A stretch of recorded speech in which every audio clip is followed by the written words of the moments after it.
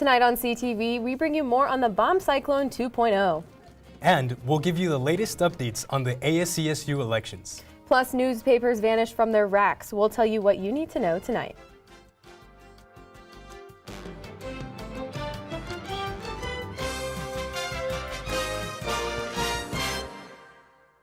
Results for the ASCSU elections were announced just earlier tonight. I'm Marla Lundak. And I'm Jacobo Tiscareño. Let's get started.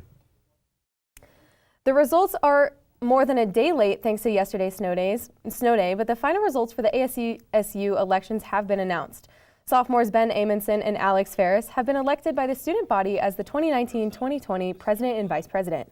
Current President Tristan Siren began tonight's short meeting by informing Senate that just over 26% of the student body voted in this year's election, which is 14% higher than last year's. I spoke with Amundson and Ferris tonight after the announcement. To be honest with you, I'd love to consider it a huge victory, but it's actually more of a start to a lot more work that we have to get accomplished at this point. I would agree with that. I am so excited to be able to work with the Student Fee Review Board since I currently serve as the vice chair, so I have a little bit of background knowledge. So I'm just excited to dig in and hopefully keep student fees as low as they possibly can be. A full Senate session is expected to be back on schedule starting next Wednesday. Nearly 75% of voters re-elected Mayor Wade Troxell last week, but not without incident.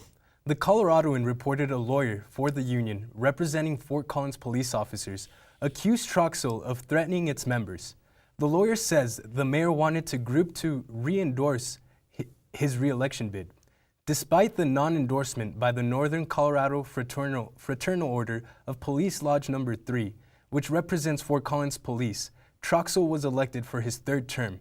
Troxell and City Attorney Kerry Daggett denied the incident and questioned how the accusation began. If you couldn't find a collegiate newspaper on campus on Tuesday morning, it might have been due to the controversial cover story. Ren Wadsworth has the story about all the missing papers. The Collegian released a front-page feature about Benjamin Amundson and Alex Ferris, two candidates who were in the running for the next ASCSU president and vice president, going over the given election's budget. So we actually had Nick Bond, who is the current controller in the Department of Finance at ASCSU, come downstairs and tell us, hey, I have been looking at their campaign finance reports and something's not adding up. But the story and the newspapers didn't make it into the hands of many students on campus. We had 3 people come in, or 3 times where people came in and basically told us your newsstands are empty. That was really weird. And then there was another person who ended up coming in with a stack himself and told us, I've been seeing people running around, grabbing these off the newsstands, ripping them up and throwing them in the trash. Employees at the Collegian weren't satisfied with their story in the trash and decided to run the story again on Wednesday. Then members of the editorial team handed out the papers themselves Wednesday morning. So I think it just shows the power of being able to do something and be pretty diplomatic about how you do it and be pretty smart in the way that you do it. And then that is the statement that gets made is you can't there's no silver bullet for this. Somebody we're gonna get this story out regardless of whether or not you want it to get out or not. So. Ren Wadsworth, CTV, Channel 11. The Collegian is also under Rocky Mountain Student Media, the same corporation that funds CTV. For more information, you can visit the Collegian's website. Colorado Governor Jared Polis may fulfill his campaign promise of free kindergarten for all. His House Bill 1262 passed its first test Tuesday when it was approved unanimously. The bill's passage was reportedly met with cheers and applause, and no one showed up to oppose it. Chalkbeat reports the program is expected to cost $175 million next year.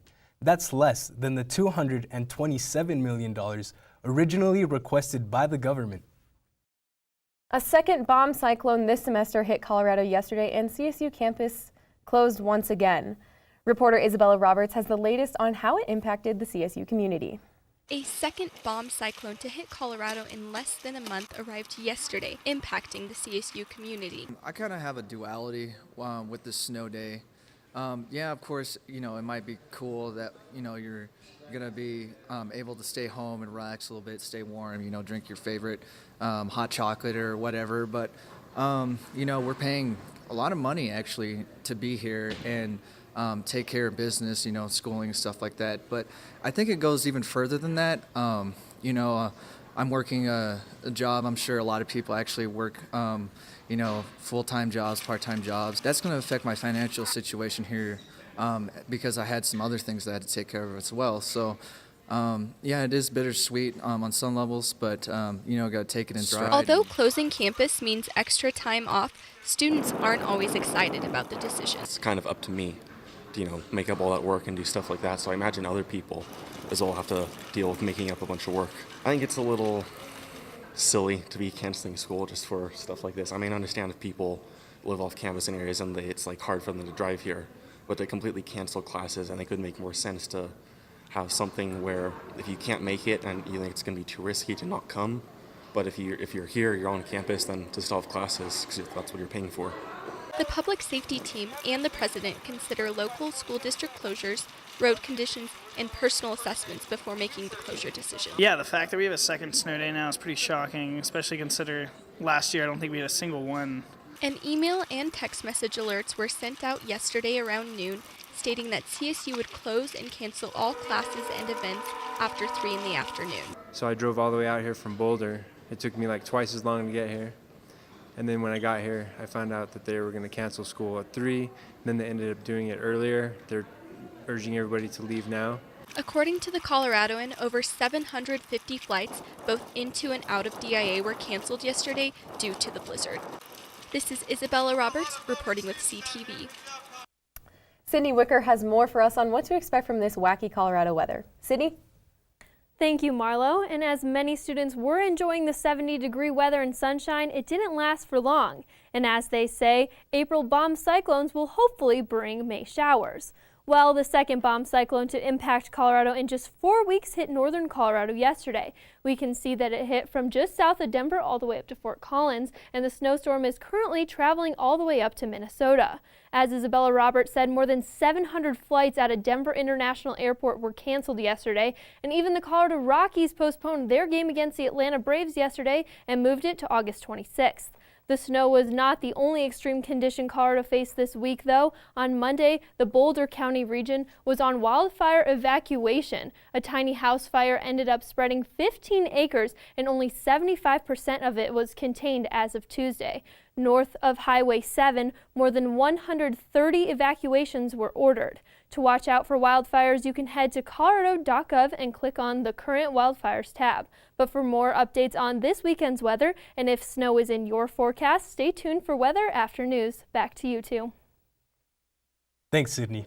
The National Endowment for Humanities awarded CSU $350,000 to further develop the Colorado Encyclopedia. This encyclopedia is an online resource for Colorado and will include new additions under the grant focusing on laws and governance.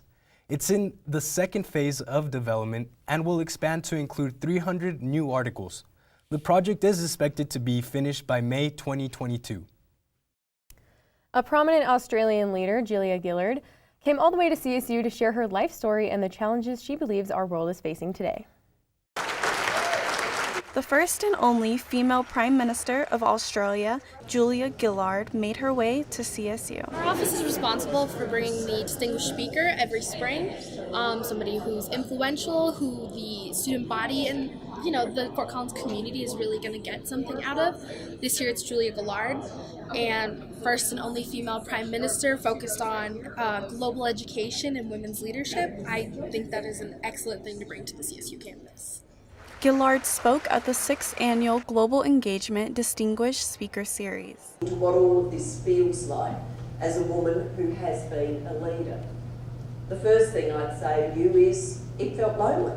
From time to time, it really felt lonely being a woman leader. There would be day after day, meeting after meeting, where apart perhaps from a woman serving coffee or food, I was the only woman in the room. So she really wants to bring strong women into politics who can create the change, because you can't make change unless you have a seat at the table. So I think it's an excellent thing to learn from a really important global leader like Ms. Gillard. Because we need to do more than simply educate girls if we are going to see women come through as leaders. If education was the only key to unlocking gender equality, then the US would be a gender-equal society. Sharing her personal experiences and hopes for the future, Gillard believes everyone needs to be an agent of change in order to see a better world. So yeah, I find it pretty inspiring to find another woman who was a powerful politician and world leader. We all need to be an agent of change, men and women both, because a gender-equal world will be a better world for men and for women. This is Janae Hancock reporting with CTV. Thank you, Janae, for that story that happened on Monday. For more information about events like these that the Office of International Programs puts on, visit international.colostate.edu. College tuition is undeniably expensive, which causes students to speculate on ways to receive free tuition. That's right, Jacobo. From student loans to class fees, one rumor circulating college campuses involves being a victim to a horrific accident. The interim director of Office of Financial Aid, Joe Donnelly, debunks these rumors and says even if a student were to get into a freak accident or seriously injured on campus, the university wouldn't be able to compensate them with free attendance. If students have questions about their tuition bill or want to discuss their financial options, they can visit the Office of Financial Aid. That's pretty crazy. You know, I've heard those rumors before, but I'm glad we have that cleared up because the last thing we need is injured students on campus. Oh yeah, I'm sure many college students wake up in the mornings and say, I might as well jump in front of a bus this morning for free tuition. Don't do that, by the way. Let's hope not. Let's avoid that. That's all we have for you tonight, but don't go anywhere because Sydney Wicker will let us know if there's going to be sunshine or snowfall after the break. Then, bring you more.